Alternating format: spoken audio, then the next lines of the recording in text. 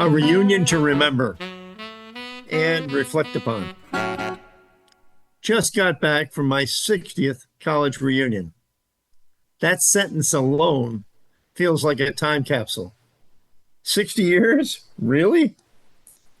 But yes, last weekend I was back in Williamstown, Massachusetts, nestled in the stunning beauty of the Berkshire Mountains, returning to the place that helped shape me, Williams College. And it was glorious. First, the setting. I had forgotten just how breathtaking the Berkshires are. Rolling hills, green velvet meadows, wildflowers blooming like they never got the memo about aging. It's impossible to stand on that kind of beauty and not pause, breathe, absorb. Nature, real and untouched. New England nature reminds you how lucky you are just to be alive and upright. Then there was the golf. Yes, played on the Deconic Golf Club. If you know it, you know it's more than a course.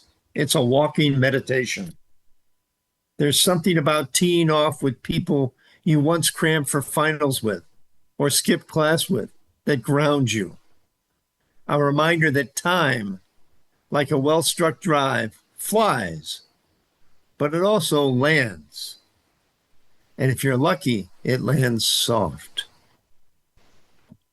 And oh, the conversations, the laughs, the repartee. It was as if we'd only taken a short nap since graduation, not 6 decades. The friendships hadn't faded. They'd mellowed and deepened. And just as wonderful, perhaps even more so, was meeting classmates I didn't know well back then. We were all so siloed in our little tribes in college. Now, 60 years later, we discovered that actually we like each other. Imagine that. There were also mind-expanding moments. I sat in on lectures from current Williams professors. Stimulating, thought-provoking, eye-opening. It made me want to grab a backpack and sneak into a few more classes. The intellectual spark that a great teacher can ignite, it hasn't dimmed at Williams. In fact, it's burning brightly. In particular, Professor Matthew Carter of the biology department regaled us about AI and the brain.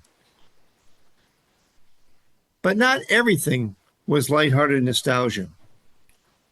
We heard from the college president, candidly and courageously, about the real threats now facing higher education.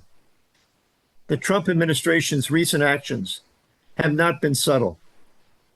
The attacks on DEI programs, the chilling rhetoric toward colleges like Harvard and Columbia, the looming threats to NIH and NSF funding, the specter of increased taxes on endowment income, the new burdens placed on institutions simply trying to foster diversity and inclusion.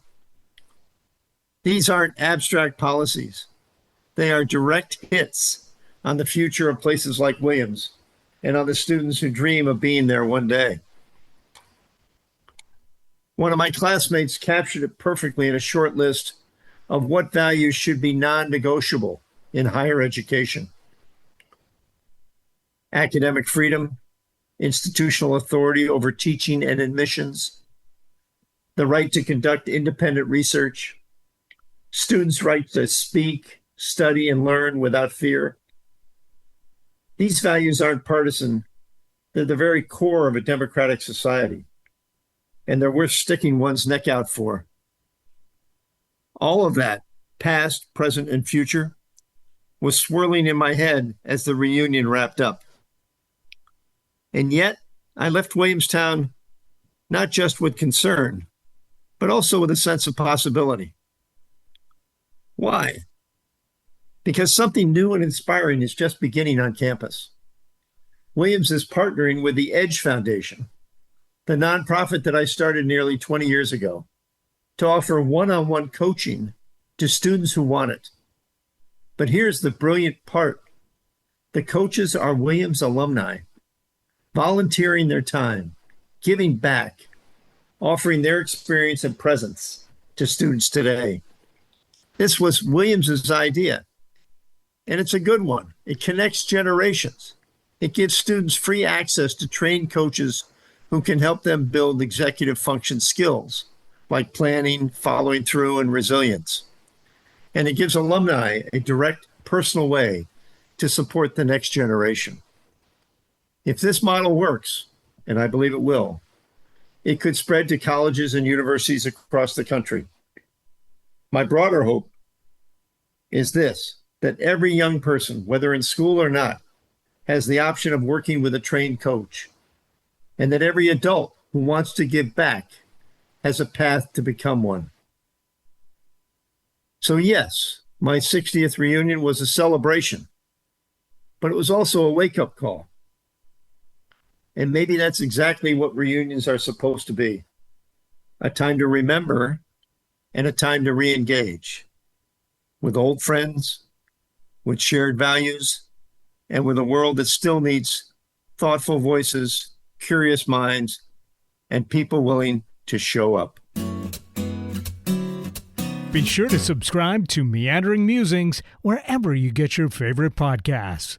For more about Neil Peterson and to read more Meandering Musings and travel essays, visit meanderingmusings.net. Tell your friends about Meandering Musings and leave us a review on Apple Podcasts.